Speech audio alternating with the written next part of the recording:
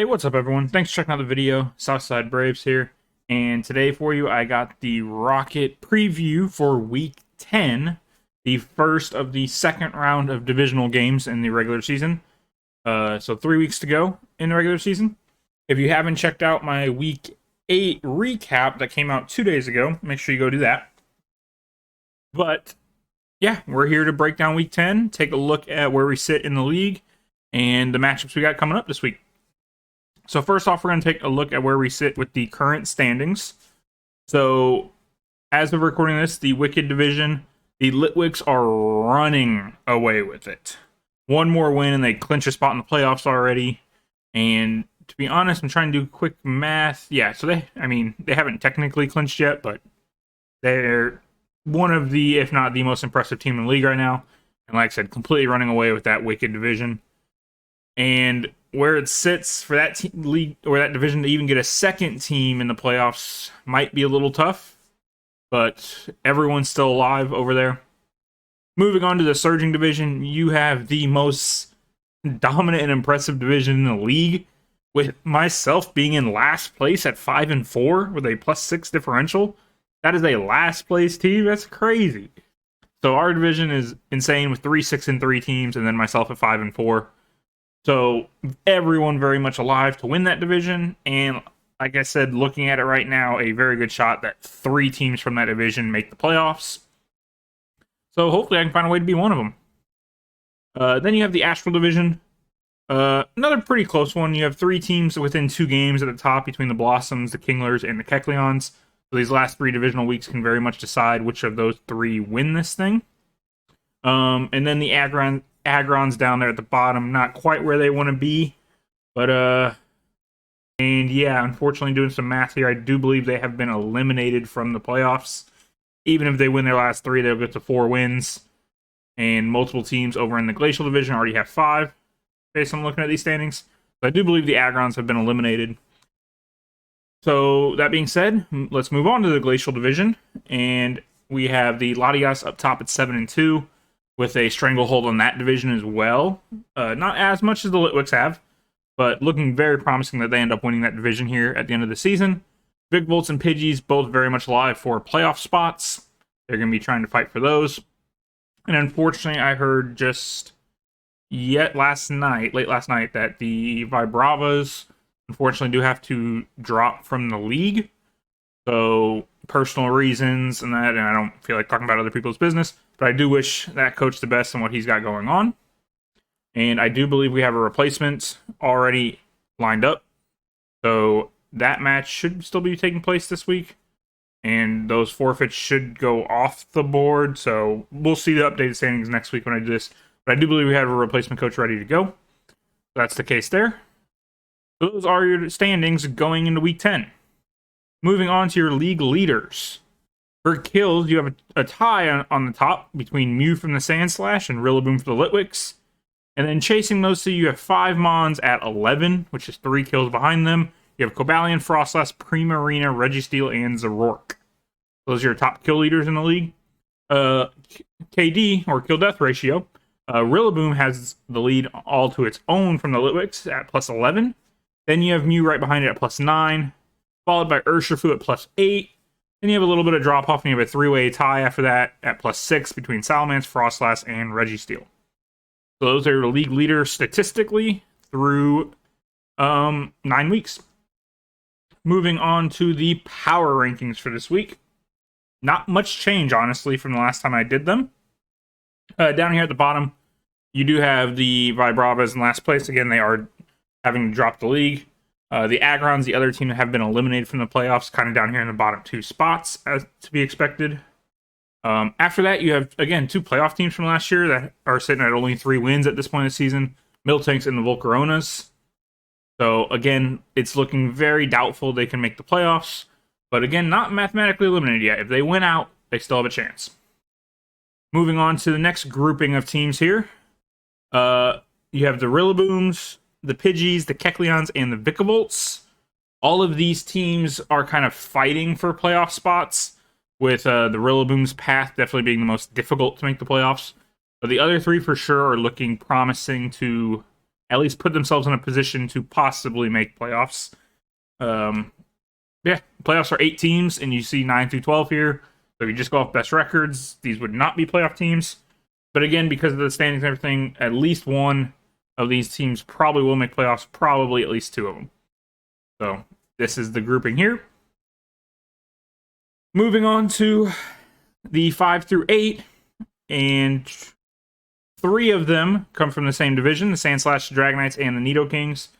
I am, like I said, the lowest of that division at 5 and 4, so I'm the lowest of the teams from that division in the power rankings. Makes sense to me. You have the Kinglers here at 8 as well. So all these teams, besides one of the 3 from my division, will probably be in the playoffs. I expect to see 3 teams from this page in the playoffs. Again, Sandslash, Dragonites, and Nidokings. One of them has to miss. And if I was impartial at this moment, it'd probably be myself that's most likely to miss. But I gotta believe in myself to make it. So, yeah, this is 5 through 8 for you. Moving on to your top 4 teams. The Litwicks, Latias, and Blossoms for sure all look pretty securely in the playoffs. Like I said, the Litwicks have almost already locked their spot, and they have been the most impressive team in the league to me so far. Like I said, Latias and Blossoms are almost guaranteed at this point to make playoffs. The Hydreigons, like I said, if they were in any other division, would be in the same boat as the other 3 teams, but they are not. So even though they are 6 and 3, they still need to fight for their playoff spot. Because if they drop these last 3 games, they will be out. So that is your power rankings. Again, not much change from last time. Again, it was a 2-week gap from the last time I did them, so I don't have like plus minus how much everyone moved up and down because it was a 2-week period instead of 1, so I didn't put those in there. Again, because of tech issues, I didn't have one last week. But next week, I will have the power rankings back out, and you will see just how far everyone climbs and falls, and we'll have a better look at what that playoff picture will be when we go down to only 2 weeks remaining. So all that being said, let's take a look at the specific matchups for Week 10. So the first matchup here, we have the Volcaronas versus the Rillabooms. Again, 2 teams that would not currently be in the playoffs, but are both still alive. So the loser of this one is in a very bad position to try to make a playoff push. So this one is massive for these 2 teams. Like I said, I would say the loser will not make it. So with that much on the line, this is a big game for these 2 teams. And to be honest, I know more about Lucas and the coach in the Volcaronas, and I think he's been playing better from what I've been able to see from stats, at least. Again, I don't think I've got to see any of his matches. But since he went away from the Sand team, he kind of gave up on it a few weeks back. And I actually think he's been playing better without the Sand, especially with that Spectrier. So for that reason, I am going to go with the Volcaronas to win this and try to keep their playoff push alive. And like I said, I do expect Spectre to be a big part of that win for them. Just a very strong Mon in general. And again, the way this screen will look is I've just put their most successful Mon throughout the whole season in the little box, at least from my opinion. So it's not who I think will have the biggest matchup in the singular match. It's just who I think their kind of MVP Pokemon of the season is so far. So for these 2 teams, it's Spectre and Tapu Koko. 2 very strong Mons. That being said, let's move on to our second match of the week. We have the Miltanks versus the Litwicks. And I feel like every time I record one of these 2 teams are playing. I swear, these 2 teams play more than any 2 teams in the league. So in my head, it's a rivalry. I don't know the communication between these 2 coaches. I don't know if it's kind of turned into a rivalry. But in my head, I like to think it is. So I think from what I've been able to tell from the matches, the Litwicks have won more of this matchup, probably like 3-2 or something. That, again, I'm kind of making that number up. But I do think the Litwicks have a slight advantage throughout this matchup. And again, in my mind, they've been the most dominant team in the entire league. The Miltanks need it more. The Miltanks have to get this win to keep their playoff hopes alive. Whereas the Litwicks, like I said, can probably lose all 3 and still make playoffs.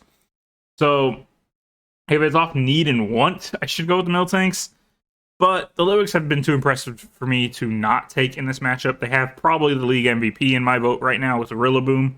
Like I said, if I had to vote on team or league MVP, that's who I would give it to, is Rillaboom. So, best team in the league right now, in my opinion. One of the best coaches in the league, and one of the best Mons in the league. all that on one side here, I have to go with the Litwicks. So I am picking the Litwicks to win this. But like I said, the Miltanks need it more. They might come out with some weird stuff to try desperately to pick up this win they need to make playoffs. So, but I am going with the Litwicks. All that being said, moving on to match number 3. That is my own versus the Sandslash. I will tell you at the time of recording this has already been played, but I'm hoping to not give away any of that result if you haven't seen it. Because again, the video will be out not this upcoming Monday, but the following Monday. And you should watch it. Both coaches in this match bring some kind of cool and different sets. I love some of the sets I bring. You can see if they work out or not. But very different.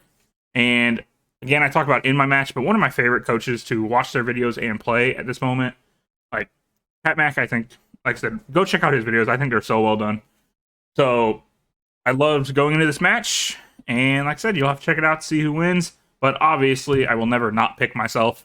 So I did pick myself to win this match. So yeah, let's move on to match number 4. This is the other one of the toughest division in the league. And so one of these teams will drop to 6-4, which in any other division, again, you're in a great spot. This division, you're kind of in trouble. So this is another big one. Coach Blattle, I think I've talked about on this channel doing these recaps all the time. I've never been able to beat him. I think he's one of the best coaches that I play any draft leagues with. I think he's phenomenal at what he does. He has a great mon right there on the screen in Urshifu. On the other side, you do have the Dragonites with that Milotic. And I do believe the Dragonites actually picked up the win earlier in the season in this matchup. So, looking at it, like the whole teams as a whole, I don't want to just continuously pick coaches that I know better. And like I said, I do know Blattle a little bit better. And he is very impressive in what he does. But honestly, just matchup-wise, I know the Hydreigons have switched up their team quite a bit. And they have that Sand Core now. And now that makes 2 teams with Sand Core in the division, myself and Blattle. So I think for the like Dragonites and the Sandslash, they have to have a plan for Sand. Like half your division now runs it. So they have to have a plan. I expect the Dragonites to come out with a good plan for it and actually pick up this win again and beat the Hydreigon a second time. So this is one I feel a little less confident about my pick here, but I am going to pick the Dragonites to beat the Hydreigons here. So moving on to match number 5. We have the Blossoms versus the Kecleons.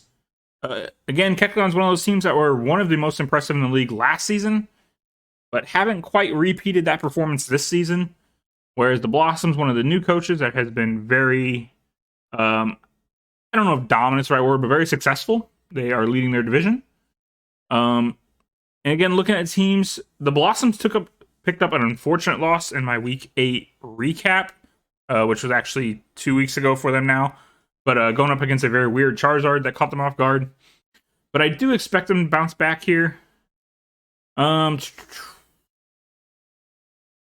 Honestly, this is probably the toughest one for me to make a decision this week. And I don't have the best of answers why I'm making the decision I'm making. I'm actually going to pull up their rosters now as I speak to see if I want to make a last-minute change. Because the Kecleons do have that Cinderace.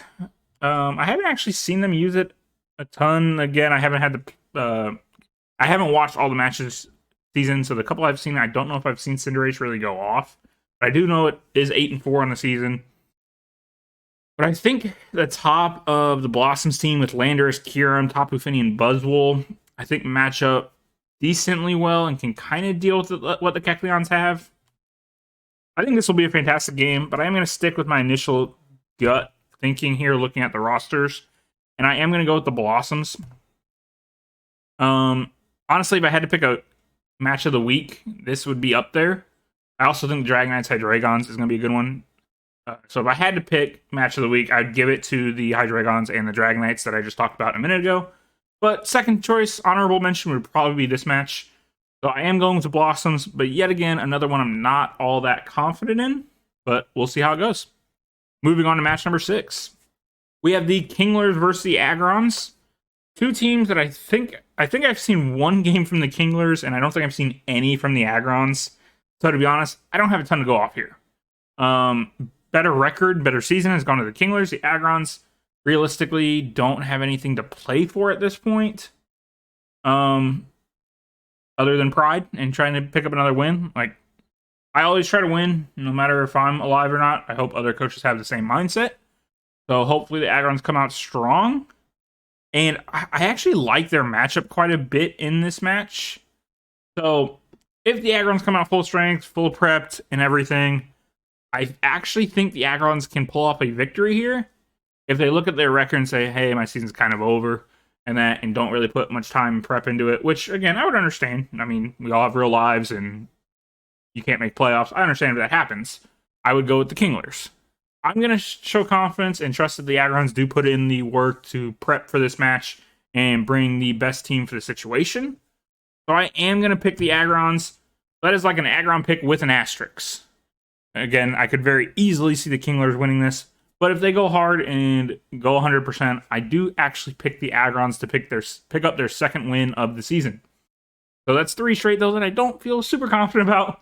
But I think the league's been pretty competitive all season. So if you look at other people's pick'ems as well, the best in the league are like 50, 55, 59%. So, I mean, it's been super competitive. You can never tell who's going to win each match, which I love to see in the league. So, but I am going to go with the Agrons here. So that being said, let's move on to match number 7. We have the Philadelphia Pidgeys versus the Virginia Vibravas. This one's a little tricky. Because the Vibravas, again, for personal reasons, had to drop the league. We, as the other coaches, know why, but I don't like talking about other people's business. I'm just praying for him and wishing him the best with what he's got going on. And then you have the Pidgeys, a almost playoff team from last year, the closest team that did not make the playoffs last year. So again, he's going to be going up against a different coach, not Jeremy here, so I don't know really. I'm going to pick the coach that's been here all season. And I don't really have much else to say about it other than that. So yeah, I'm going to go with the Pidgeys. Moving on to the final match of the week. You have the Vicabolts versus the Latias. Again, Vicabolts, a very impressive team from last year, versus Latias, a very impressive new team. So you can kind of see Primarina and Frostlass, 2 of their MVPs for the season. I don't know. I just haven't loved what I've seen from the Vicabolts compared to what we saw last year or last season. I always say year. I always think seasons as years, but I know it's not a full year. But last season, I thought they looked much more impressive last season. I know the last game of theirs I watched was very frustrating for them, and I could feel their pain with the Togekiss flinches. That's the last match of theirs I watched. Like I said, that can be extremely frustrating. And once again, they kind of need the win more if they want to try to fight back to make playoffs. The Vicabolts definitely need it more. But from what I've seen, score-wise and everything from the Latias, I've been impressed with them. I think they have a decent matchup here. I actually think I remember this first matchup going around where Gardevoir and Primarina both kind of try to set up on each other. I remember seeing that. I believe that was these 2 teams. Hopefully I'm right there. I don't remember who came out on top on that one. I think the Latias did, but that was a very close and exciting match.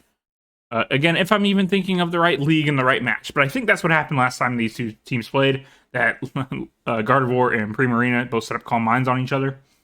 So, I want to pick the Vicabolts, again, because they need it more.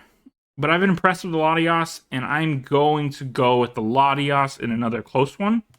I think these divisional matches will be very, very close, especially when you're playing a team for the second time. So I think all matches this week will be very exciting and very close, and I think you should make sure to check them out when they come out. But I am going to go with the Latias here. But again, if it's based on need and want for the match to try to make playoffs, the Vicabolts do need it more, so I could see them, once again, like I mentioned with the Miltanks, coming out with some different and unique things to try to do everything they can to pick up the win they need to fight back in the playoffs. So those are my picks for the week. Feel free to disagree. Feel free to leave in the comments which ones you disagree about. We went over standings, power rankings, and the league leaders. So that is going to be it for your Week 10 preview. Again, if you didn't see the Week 8 recap that came out a couple nights ago, make sure to do that. So that is it for your Rocket preview for Week 10. If you did enjoy, please like and subscribe to the channel in the video. And come back next week when we break down Week 9 and preview Week 11 as we get closer to playoffs. Thanks for watching, guys. I hope you all have a good night, and I'll see you in the next one.